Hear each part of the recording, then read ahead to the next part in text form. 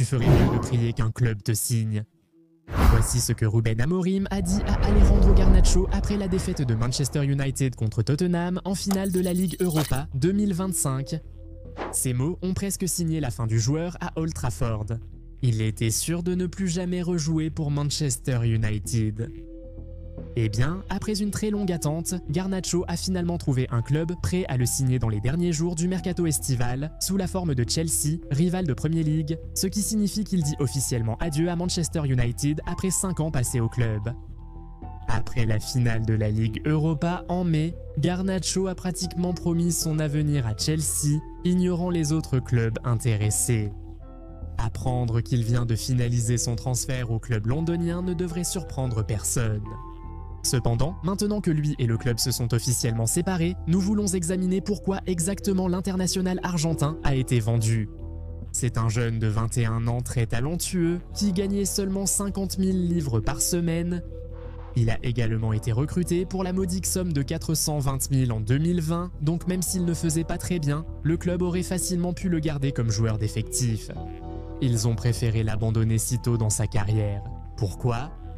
Disons simplement que c'est une combinaison de plusieurs facteurs que nous allons examiner dans cette vidéo. C'est pourquoi Manchester United a vendu Alejandro Garnacho. La raison principale est la dispute avec l'entraîneur. D'ailleurs, il n'est pas le premier joueur concerné. On a souvent vu cela dans le football, surtout à Manchester United. Peu importe ton niveau, si l'entraîneur ne t'apprécie plus, dans 90% des cas, tu devras partir. Il y a des années, David Beckham s'est brouillé avec Alex Ferguson et a finalement dû quitter le club. Même le grand Cristiano Ronaldo, qui était déjà une légende établie de Manchester United et l'un des meilleurs joueurs de l'histoire du football à l'époque, a dû quitter le club après s'être brouillé avec Erik ten Hag. Donc oui, c'est assez courant et ce n'est pas du tout unique à Garnacho. Mais bien sûr, ce n'était pas le seul facteur. L'ailier a été vendu car les supporters devenaient très frustrés. On peut dire qu'ils attendaient plus de lui et qu'il n'a souvent pas répondu à leurs attentes. Bruno Fernandes, capitaine du club, a affirmé que Garnacho avait perdu la confiance de certains supporters, expliquant l'absence de célébration après son beau but contre Leicester City. On comprend en partie la frustration des supporters.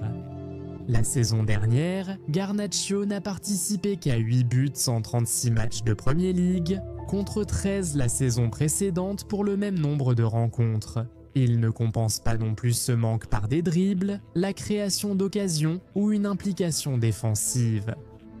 Malgré sa vitesse, Garnacho ne réussissait qu'un dribble par 90 minutes la saison dernière, un résultat catastrophique pour un ailier. Il a aussi effectué en moyenne 2,3 passes progressives par 90 minutes, soit seulement dans le 21e percentile parmi les ailiers des 5 grands championnats européens. Certains affirment que Manchester United n'est pas un bon environnement pour former les jeunes joueurs. Et tout comme Anthony, Rashford et Sancho, Garnacho n'est qu'une autre victime du club. Mais le joueur n'a pas aidé sa cause par son attitude hors du terrain. Par exemple, il a parfois été aperçu en train de vapoter, ce qui a amené les fans à soupçonner qu'il pourrait avoir une addiction. Pour un joueur qui n'est pas en bon terme avec les supporters, ce genre de choses ne peut qu'aggraver la situation. Quoi qu'il en soit, nous verrons ce qui se passera pour lui à Chelsea, mais en résumé, ça ne fonctionnait plus pour lui à Manchester United et partir semblait être la meilleure option pour le club comme pour le joueur. Soyons honnêtes, ce ne sont pas les vraies raisons pour lesquelles United l'a vendu. Nous allons y revenir dans un instant, mais si vous n'êtes pas encore abonné à la chaîne, faites-le tout de suite pour ne jamais manquer notre contenu incroyable. Très bien, revenons à Garner. Soyons honnêtes, l'une des raisons pour lesquelles Zilaz a été poussé vers la sortie, c'est qu'il n'y a pas de place pour lui dans le nouveau système. Ce n'est un secret pour personne que Ruben Amorim privilégie une formation en 3-4-3, ce qui ne laisse tout simplement aucune place pour de vrais ailiers. Il n'est donc pas étonnant que la plupart des joueurs écartés par l'entraîneur soient des ailiers, de Rashford à Anthony, Sancho et Garnacho. En ce moment, les seuls vrais ailiers du club sont Bryan Mbeumo et Amad Diallo, et ils sont tous les deux désormais utilisés à des postes différents. Mbeumo est utilisé comme deuxième attaquant ou milieu offensif, tandis qu'Amad est utilisé comme piston. Donc, c'est vraiment aussi simple que ça. Le système de l'entraîneur exclut les ailiers, d'où le choix de Mount plutôt que Garnacho en finale de la Ligue Europa contre les Spurs, ce qui a causé la dispute initiale entre l'entraîneur et le joueur. Vous voyez, Garnacho est le genre d'ailier à qui on dit de rester collé à la ligne. Il a besoin de beaucoup d'espace pour s'exprimer, donc il ne brillera naturellement pas en jouant en numéro 10. Il n'est pas non plus le meilleur en ce qui concerne les tâches défensives, donc il n'est pas non plus le bon choix pour jouer comme piston. Tu vois le problème? Il était incarré dans un rond chez Manchester United d'Amarim, donc il a dû partir.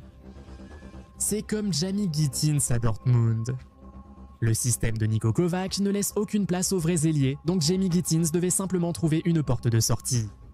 Il est intéressant que ces deux joueurs aient rejoint Chelsea. Quoi qu'il en soit, il y a une raison pour laquelle Manchester United a vendu Garnacho et on ne peut tout simplement pas l'ignorer. Soyons honnêtes, qu'on l'apprécie ou non, Alejandro Garnacho arrive avec beaucoup de bagages, notamment via son frère Roberto Garnacho. Pendant son passage à Manchester United, Roberto était toujours sur les réseaux sociaux à dire beaucoup de choses de temps en temps, ce qui n'était pas si idéal pour l'harmonie du groupe. Pour un club déjà en difficulté et peinant à retrouver sa gloire, c'était sûrement la dernière chose dont il avait besoin. Le frère du footballeur lançait toujours des pics au club ou à l'entraîneur à travers ses messages subliminaux sur les réseaux sociaux, attisant souvent les flammes de l'hostilité autour du club et des joueurs. S'il ne se plaignait pas du temps de jeu de son frère, il diffusait des rumeurs sur Garnacho récupérant le numéro 7 après le départ de Ronaldo, mettant ainsi le club sous pression. De plus, certains rapports disent qu'il a aussi divulgué des infos sur l'équipe à des journalistes à plusieurs reprises. Aucun entraîneur ne veut de tout cela dans son vestiaire, donc il n'est pas surprenant que Ruben Amorim ait définitivement fermé la porte à l'Argentin avant même l'ouverture officielle du mercato. Alors, penses-tu que le club a eu raison de vendre Garnacho à Chelsea pour seulement 40 millions de livres, ou aurait-il dû, au minimum, obtenir plus de cette vente à un club rival?